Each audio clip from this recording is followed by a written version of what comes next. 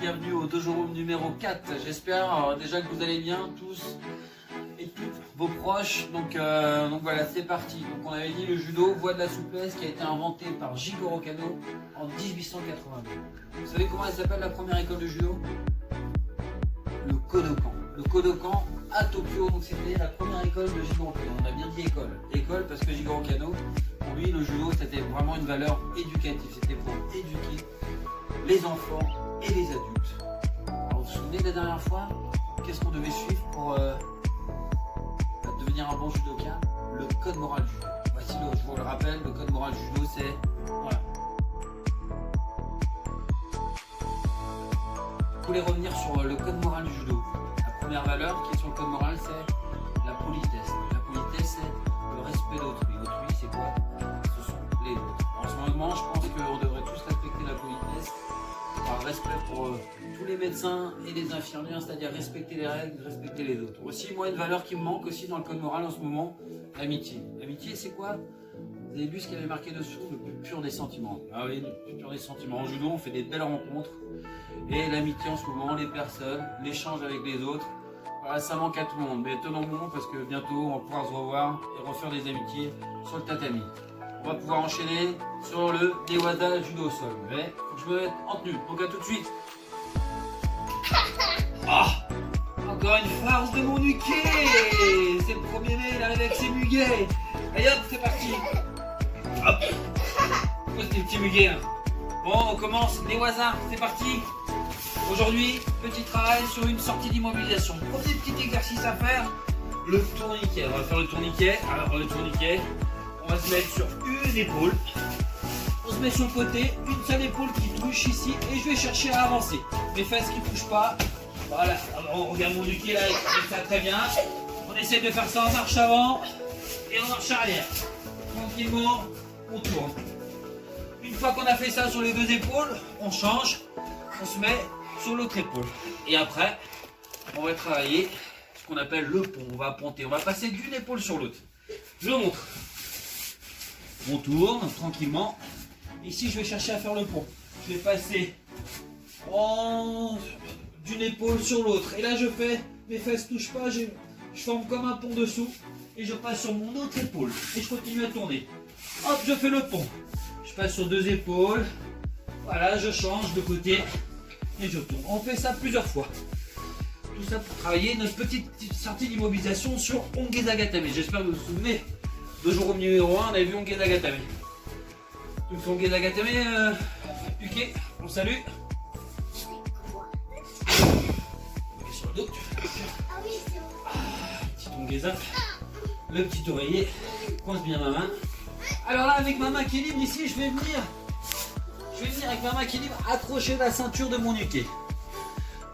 T'es prêt? Je le fais tourner, il part en tourniquet. Il avance, tourne. Et puis d'un coup, ici, je suis sur mon épaule, je vais faire le pont. Tirer sur la ceinture, monter les fesses et le basculer de l'autre côté.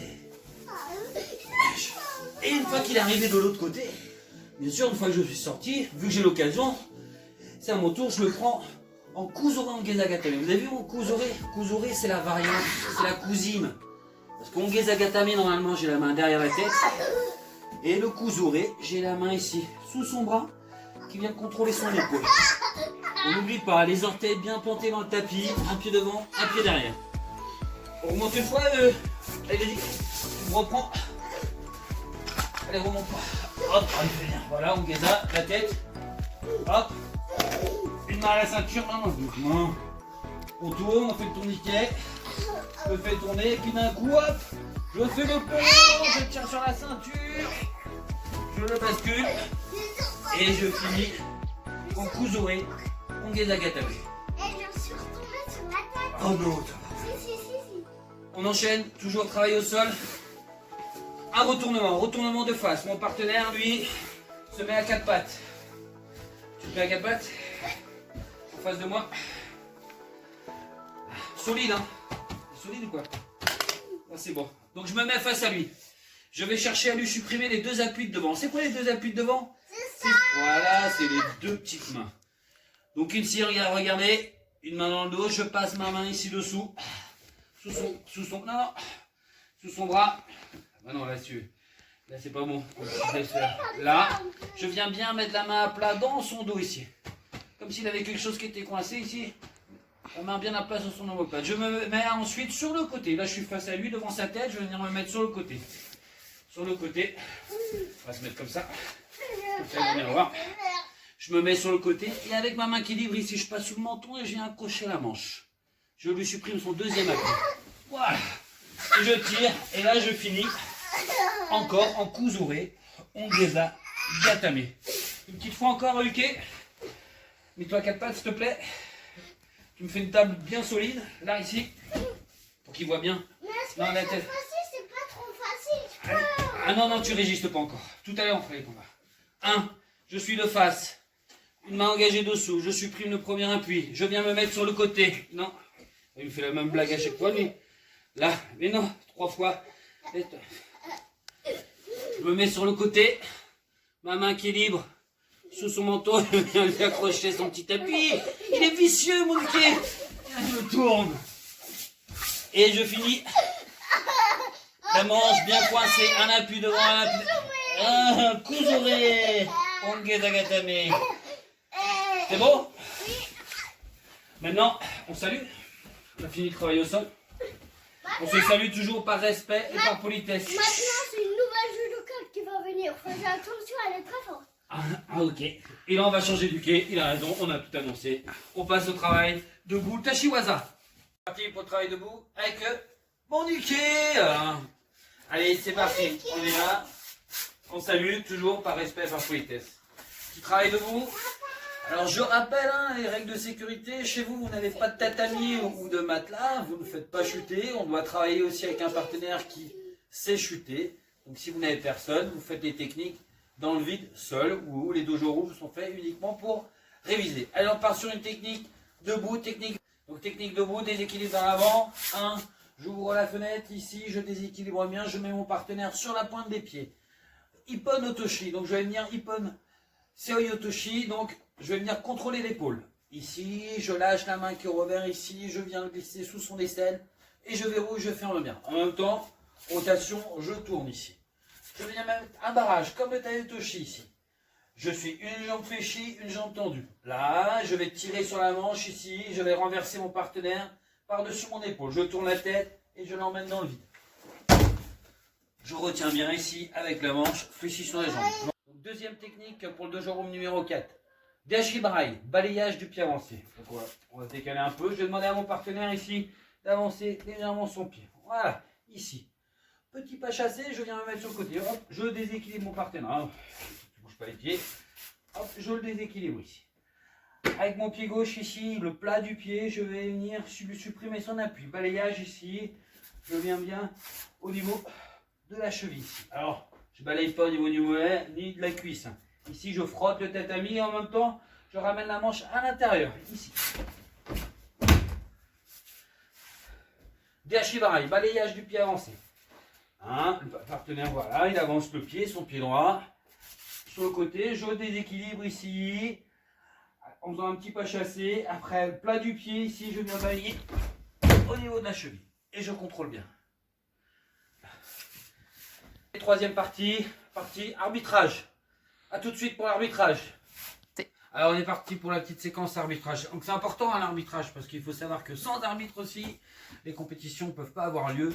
Et c'est important pour vous aussi, parents, de connaître les règles, pour savoir ce qui se passe un peu lorsque vos enfants participent à différentes compétitions. Donc, la première chose, lorsqu'on fait un combat, l'arbitre, il demande au partenaire d'avancer dans la surface de combat. Normalement, il y a une surface de combat, il la salue. Après, saluer. On leur demande d'avancer d'un pas, gauche-droite. On avance que d'un pas, gauche-droite, on avance d'un pas.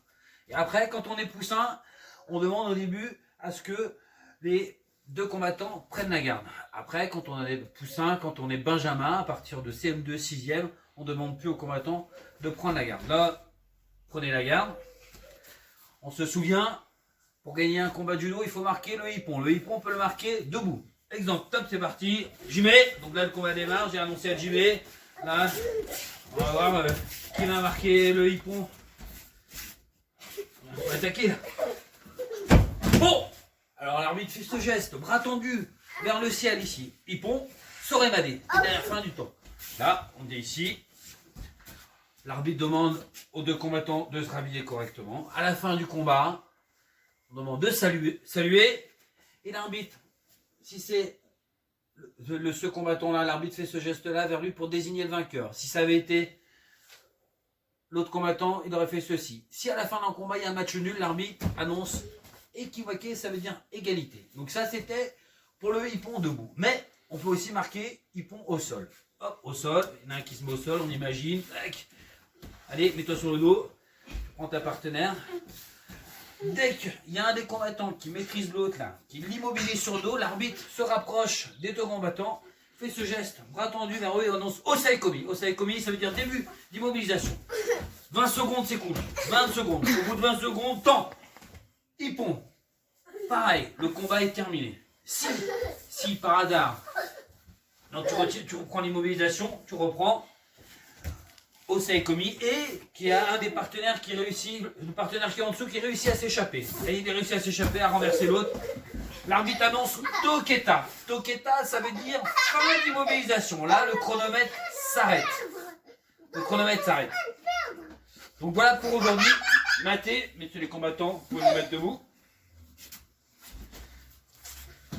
Si les combattants aussi sont déshabillés, l'arbitre fait ce geste vers les combattants pour leur signaler qu'il faut se rhabiller correctement à la fin des combats pour pouvoir saluer. Donc on a quand même vu le hippon, l'osaekomi, Toketa pour fin d'immobilisation. Comment on désigne le vainqueur? Comme ceci pour elle, pour lui, match nul, Ekiwake au milieu. Merci à tous les arbitres du club aussi, petit clin d'œil à tout le corps arbitral. Et je vous dis à bientôt pour le dojo numéro 5. À bientôt.